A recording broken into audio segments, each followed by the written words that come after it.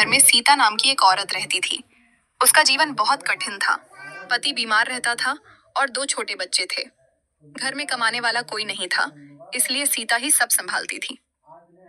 हर सुबह वह सूरज निकलने से पहले उठ जाती, घर का काम करती, बच्चों को संभालती और फिर दूसरों के घरों में काम करने चली जाती। कभी बर्तन मांजती, कभी कपड़े धोती। दिन भर की मेहनत के बाद भी उसे बस इतना ही पैसा मिलता कि किसी तरह दो वक्त का खाना बन सके। लेकिन सीता कभी हार नहीं मानती थी।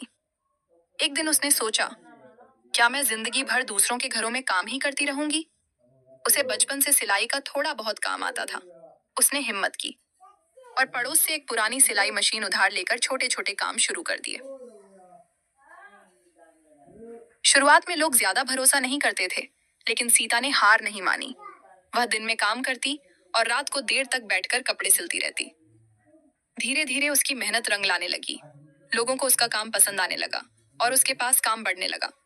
कुछ महीनों बाद उसने अपनी खुद की सिलाई मशीन खरीद ली। अब वह और भी अच्छे से काम करने लगी। समय बीतता गया। सीता ने थोड़ा थोड़ा पैसा जोड़कर अपने घर के बाहर एक छोटा सा सिलाई सेंटर खोल लिया। अब सिर्फ वह ही नहीं, बल्कि गांव की दूसरी औरतों को भी काम देने लगी।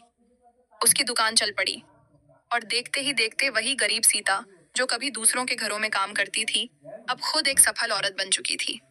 कुछ सालों बाद उसने अपने बच्चों को अच्छे स्कूल में पढ़ाया, पति का इलाज करवाया और पक्का घर भी बनवा लिया।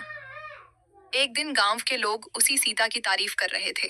किसी ने कहा, देखो, मेहनत और हिम्मत से क्या नहीं हो सकता। सीता मुस्कुराई। उसकी आंखों में खुशी के आंसू थे, क्योंकि उसे पता था ये सब उसकी मेहनत, हिम्मत और कभी हार न मानने की सोच का फल है। अच्छी लगे तो लाइक और सब्सक्राइब करें।